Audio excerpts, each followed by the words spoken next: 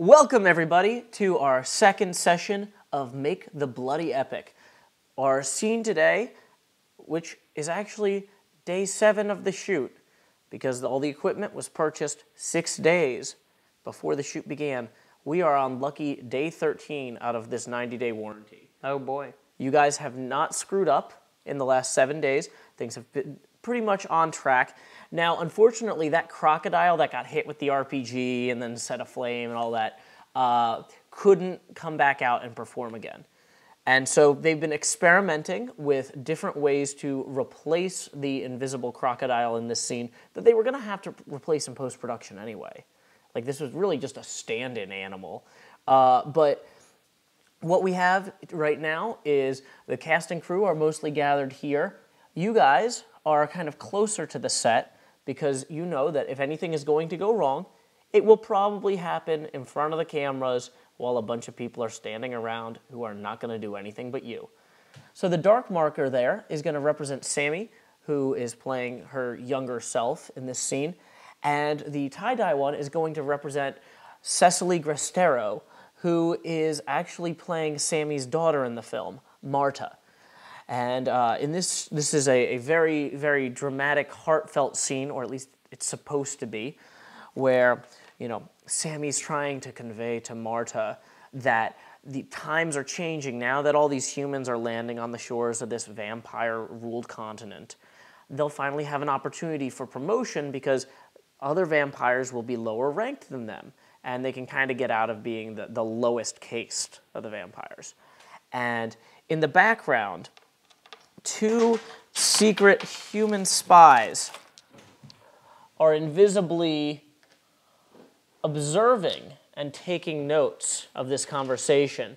They can't especially understand what the vampires are saying, but they are just making whatever scribbles they can. One of them is a necromancer with a very lame bell prop hanging from his belt, which you guys actually kind of dented and punched holes in earlier.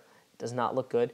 The other one is dressed in leather, and she's intended to be a dragon rider who actually controls what is intended to be an invisible dragon right here, which this dude is controlling using his card blaster deck. That thing is a hologram. And so, you know, as Sammy turns to Marta and says, "You see, this is our big chance. We get the promotion, we move up. Other vampires, they move up. Every vampire elevated by opportunities of new humans on our shores." And all of a sudden, the holographic dragon kind of phases through these two because it's made of light and not really corporeal. And it immediately starts yelling its name. Dragrim! Dragrim! Dragrim! Is there anything we should notice? 1. 11. 15. You can tell that Sammy is losing her composure. She is not happy that the dragon hologram is shouting its name. Unfortunately, it seems like it's somehow hard-coded into these card-blasting holographic things that these things can only shout their own names as an expression of audible dismay or joy or ennui. So, the guy who's running the card-blasting deck is looking like he's about to get fired, and he knows it. You also notice that the invisibility spell cast on the 2 humans is working perfectly. The invisibility spell cast on the hologram is not working well at all because when you cast invisibility on a light source, it continues to project light outward. So if you had a flashlight that you cast invisibility on, it would still project a beam of light. And this hologram is literally a dragon-shaped light projection thing. So there's just a lot of glowing and dragoning, and it's just clearly not going well. Dude, do you have like a dimmer switch or a night mode or something? The director of photography, Philippe, shouts, "Quiet on the set!" And Sammy goes, No, no quiet, it's ruined, it's already ruined. Dragon not quiet, why she be quiet? What you say? I was wondering if the dude has like a night mode or dimmer switch or something for his card blasting technology. Sammy turns to the card blaster. Hey, you make this dimmer or are you too dim to dimmer it? While they're going back and forth, I'm actually going to slip over to where the director of photography is. Okay. So you are now standing directly next to Philippe. You can whisper and nobody will overhear you. All right, now this is going to come across as a bit of an awkward question because I probably should have figured this out a couple of days ago. Sammy's not actually aware of whether or not someone's actually there and invisible, right? Philippe goes, no. Sammy and Marta are not supposed to know that the humans are watching. No, I mean the actual person who is currently yelling at the guy with the card thingy. Look, you're the only person here, well, you and the camera person are the only people here who actually could tell whether or not there's a dragon on the camera, right? Magic one. Well, anyone watching on the magic film will be able to see invisible if they have the spell cast, and we have to have these creatures invisibly in the background for it to work. I get that. The real question here is anyone going to actually figure that out? Because otherwise, I get the feeling that we're going to wind up spending, I don't know, the next little while Drag ram! Drag ram! trying to either figure out how to make that stop or finding something that can replace it. And if it's all going to get fixed in post anyway, why do we actually need for her to know that there's not a dragon there invisibly? Philippe looks at you and says, none of this can be fixed in post. No, this is beyond fixing. We're 7 days in, and everything we have filmed is basically unusable. Right then. So, Drag ram! Sammy reaches into her pocket, one of her many pouches, and just chucks a mason jar directly at the card blaster. I'm gonna do a quick 16. Yeah, she connects. That guy is just blindsided, and he's just glass shatters everywhere. Philippe just freaks out. Whoa! None of that! Everybody calm down. Everybody go to lunch. I sigh and walk over to the injured to do my thing. 2. This is literally one of the only 2 numbers that I can fail this roll on. Yeah, I mean, we're not in initiative here. Yeah, so it's one of those things. Just making sure I don't nat 1 it. Yeah, you go ahead and you heal the guy. He's kind of like, whoa. And now when he goes unconscious, this thing kind of fizzles out. So, invisible dragon is gone. Invisible humans are wandering over to the lunch tent. Sammy is just like, oh, we are doing this all wrong. We try to use the new holograms. We try to use the big crocodile. It's too fake because it is not touchable. It is not in a way that you get your hands on it or in it. What we need is the old school puppet maker. He started with the first Indian Napoleon silent films making puppets. He make puppets amazing. He has a whole group of followers who make puppets with him. And then one day, they all vanish. They go into the desert. They have secret cave where they do their art without the audiences judging, without the critics. It's very secret. You need 2 pieces of special medallion. When you put them together, they fly away and show you the location of the cave. But what's the point of doing puppets if nobody's gonna see it? That's really sad. Stop questioning it. You think no one watched the film with the invisibility seeing goggles? Theaters charge extra for that. Oh, peripherals. Not only that. Also, I know you don't have full script. there's big scene later with big dragon and big army fight. For that, dragon not invisible. So, here's what we do. I need you to find the old school puppet maker and commission him to create the finest dragon puppet, the best dragon puppet ever. And can everybody give me a perception check real quick? Okay, you guys have really, really high perception rolls here. Now I'm gonna say, basically, you've gotten in the habit of anytime Sammy starts monologuing, you start scanning the surrounding area for threats, because you're just like, okay, I'm gonna start tuning this out, and then things are gonna start going poorly.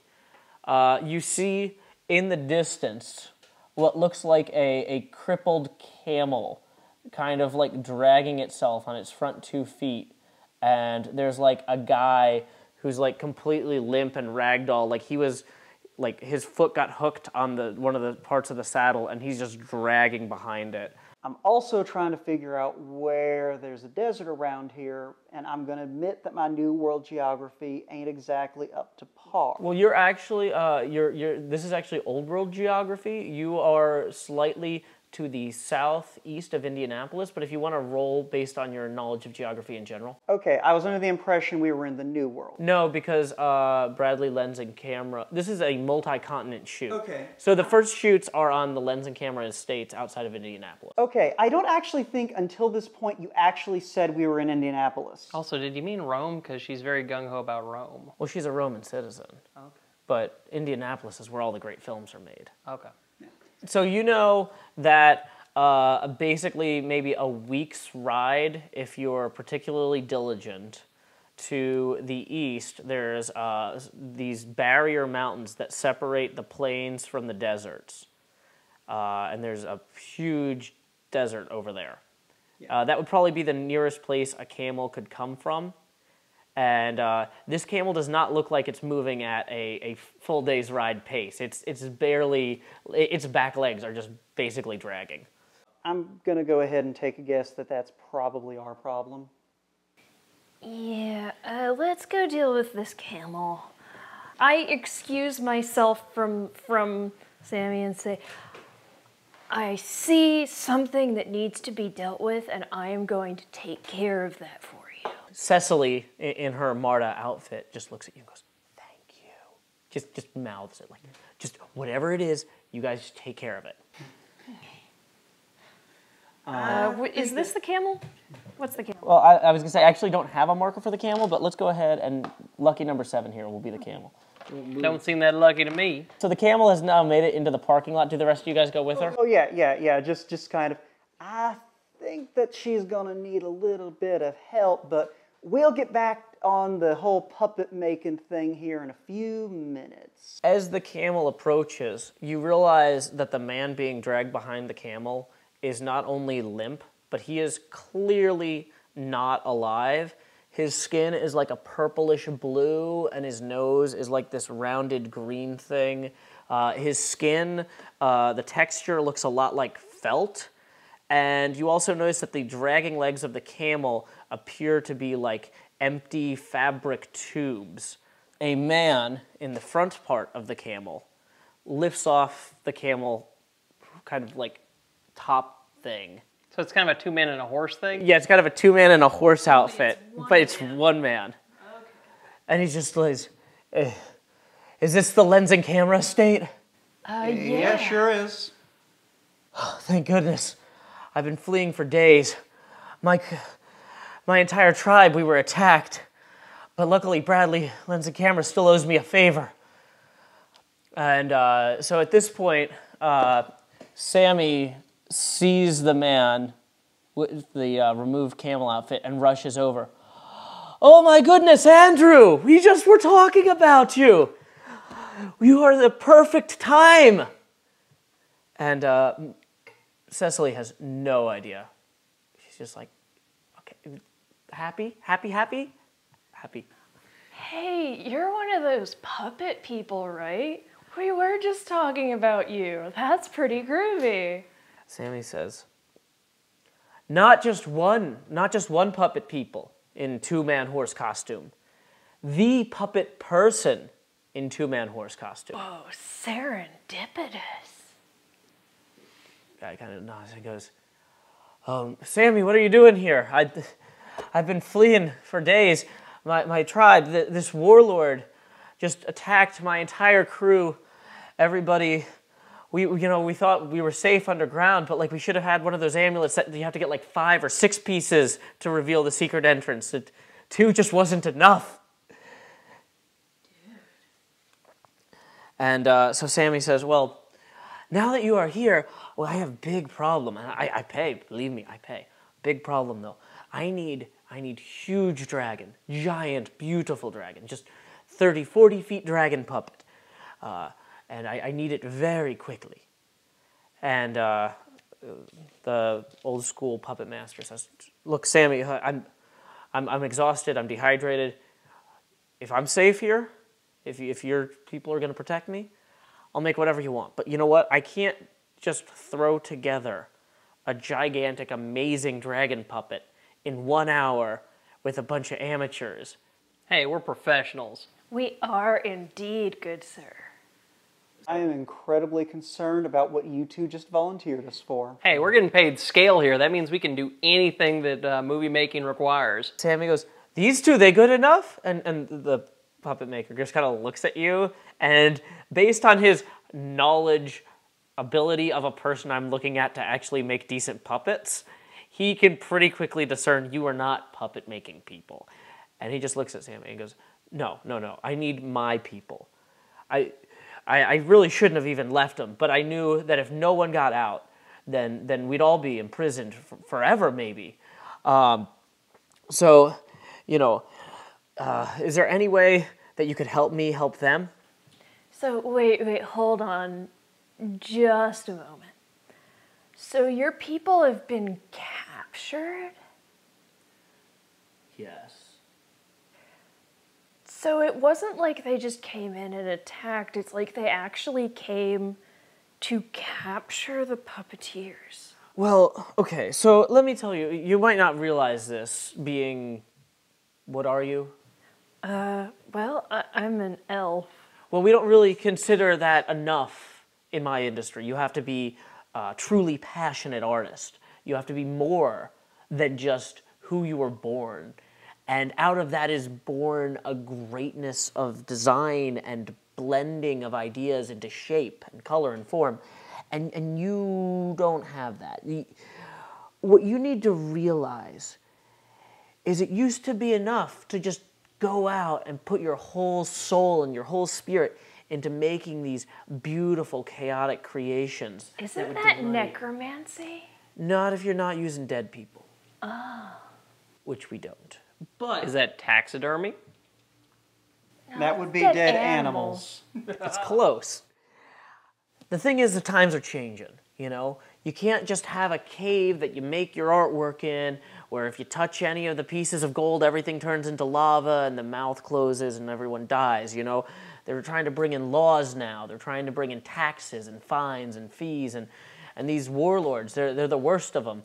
And I don't have the resources to take these guys on. So,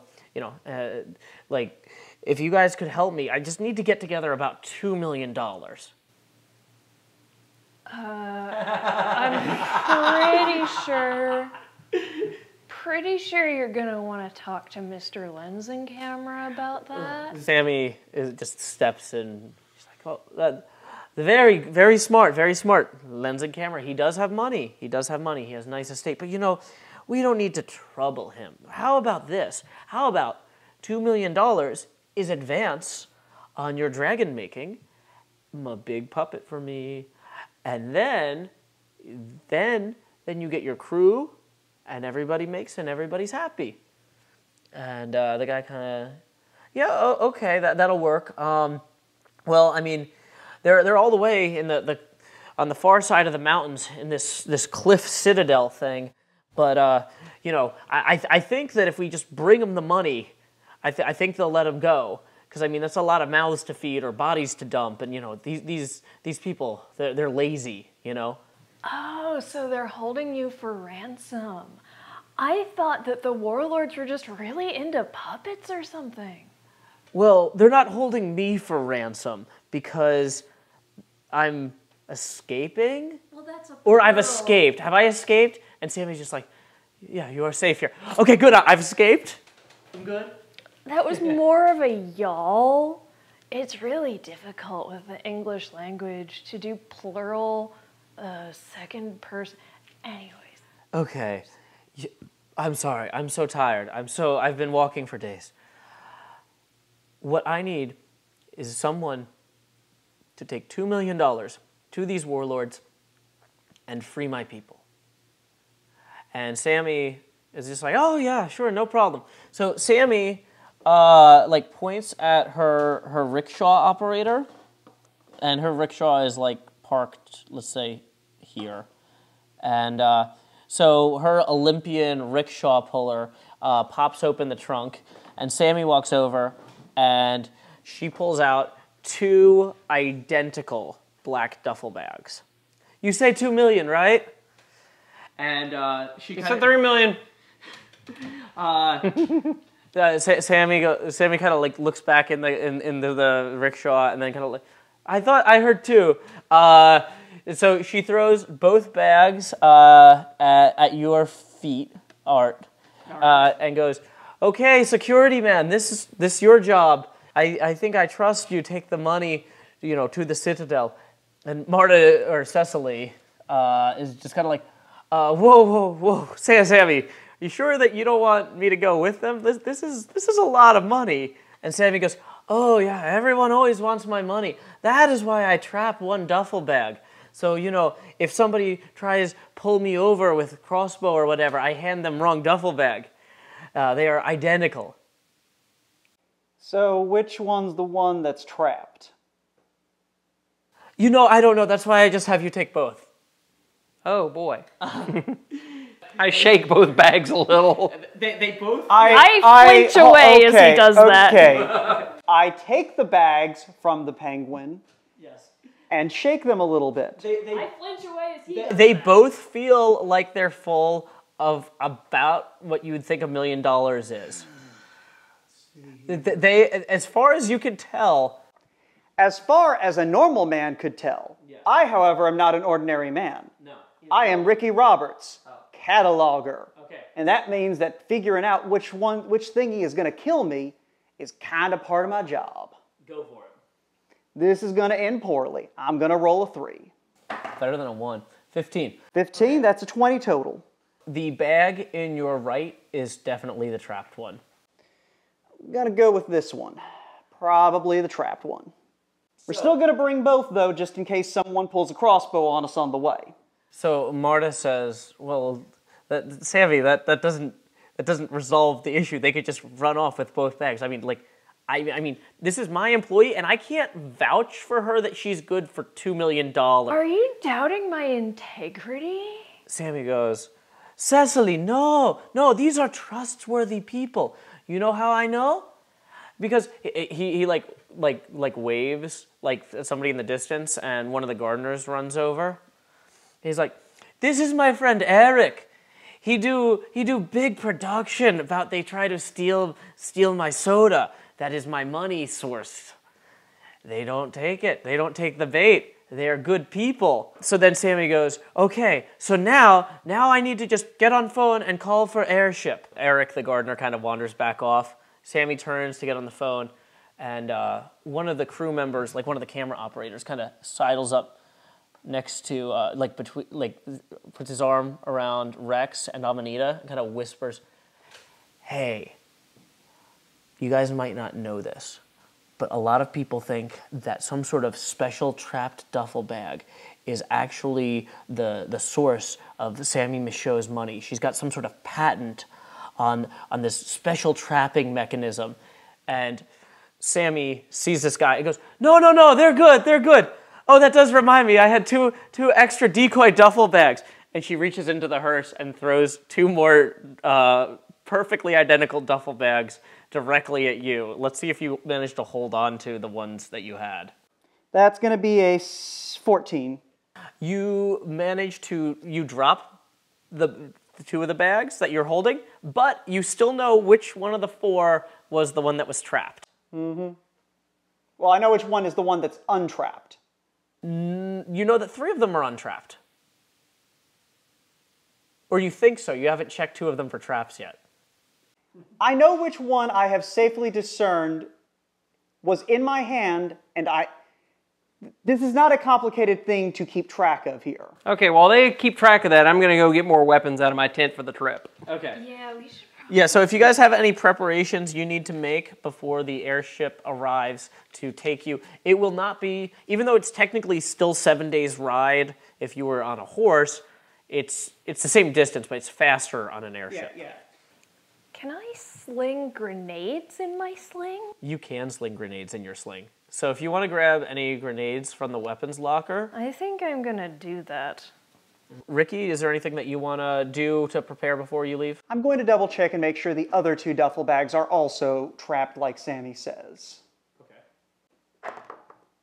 That is going to only be a 13. You can tell that 2 of the bags are, the other 2 decoy bags are also trapped, but they aren't trapped as well as the first one she gave you that was trapped. Also, I'm going to find a marker and subtly put marks on the 3 bags that I'm reasonably certain are the booby-trapped ones. Okay, are you going to let anyone know that you are doing this?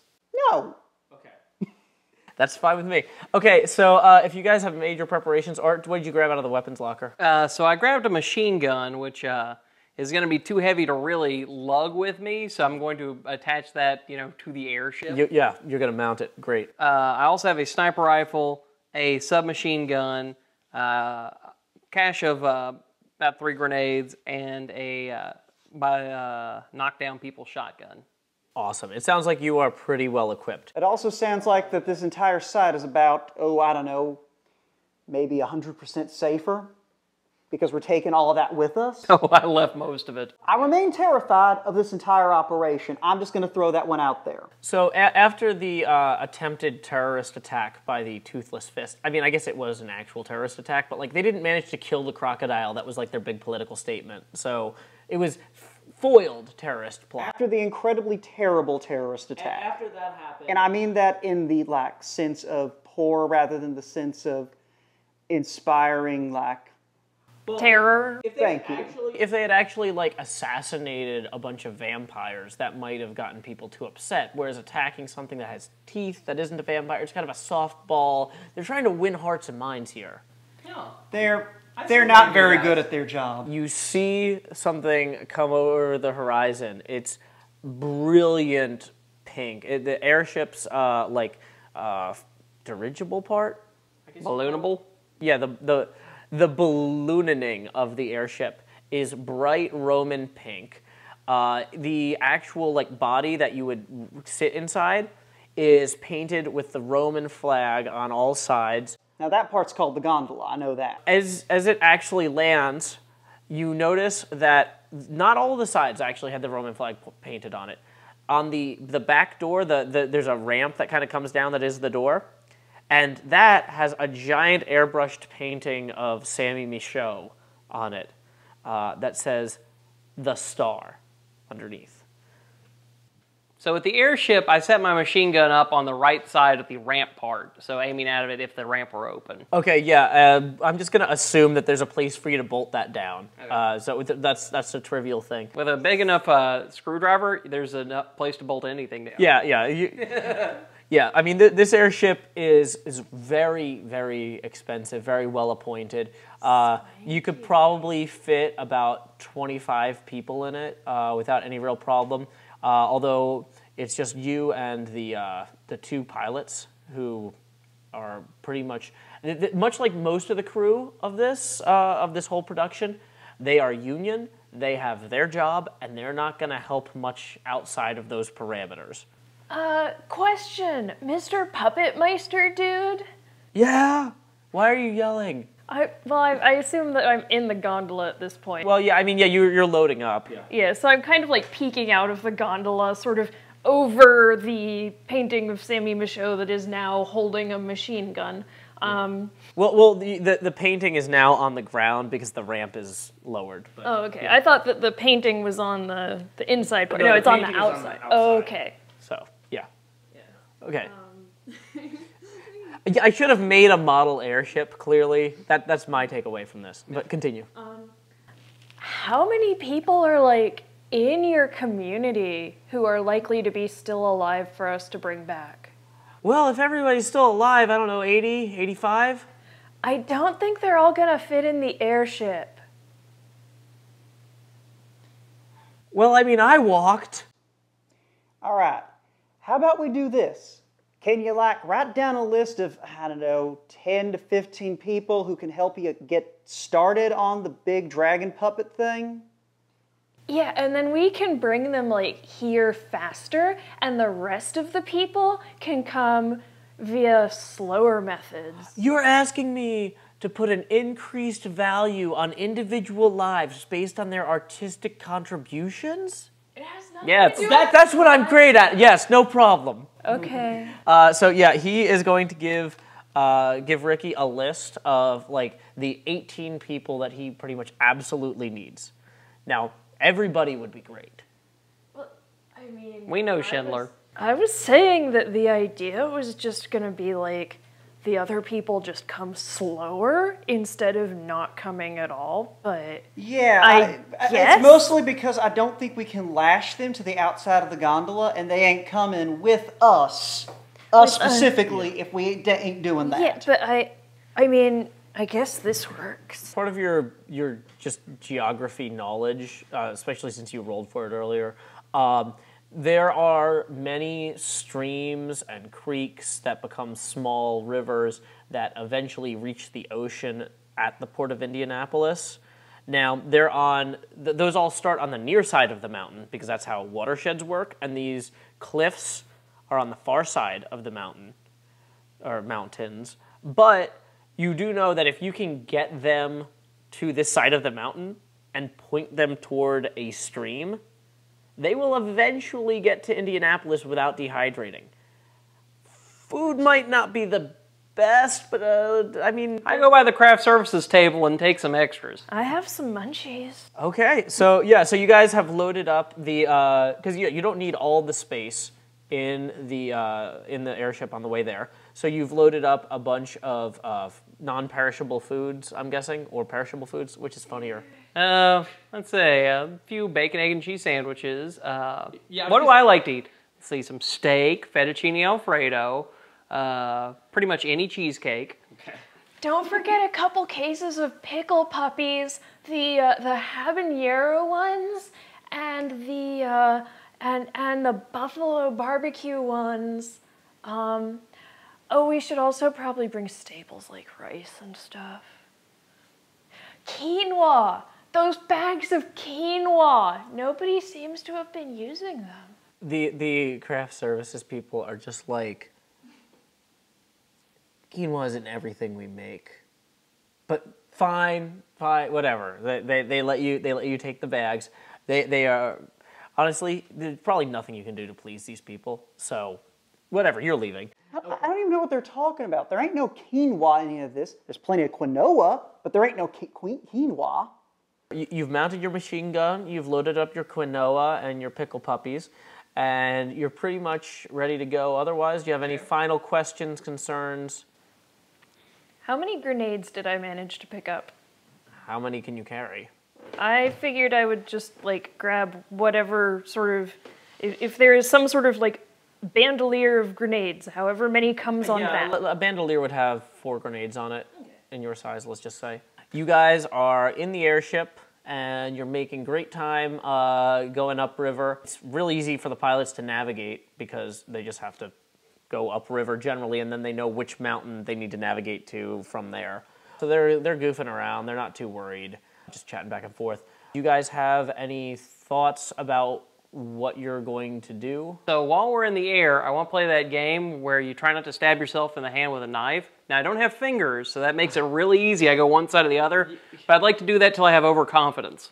Okay, can you give me an athletics check for that? Hey, I got it. Perfect 20. Okay. Wow. Yeah, so you're really good at confidence games. You guys are rapidly approaching the mountain range. So just so it's clear, while we're, not dying, or the plan is we're just going to give them the money, and all of the unnecessary quantities of weaponry here is only if they try to backstab us, right? Well, I figured it was more for like visual impact to prevent any sort of backstabbing events. I just want to make sure that when the shooting starts, it's a situation that I'm expecting the shooting to start in, and not a situation that we didn't talk about in advance. So it sounds like you want us to have a code word for when I start shooting. Yeah, because I was about to say, dude, if they stab us in the back, you're not going to see that coming unless you have eyes in the back of your... Do you have eyes in the back of your head? I don't see any. Yes, fine. The code word is... The code word is, let's give them more money, because then I'll give them more money. Why would you do that? Because the rest of the money will hopefully do something bad to them. Oh, okay. And then when the something bad happens, that's when we start shooting and running really, really fast. Okay.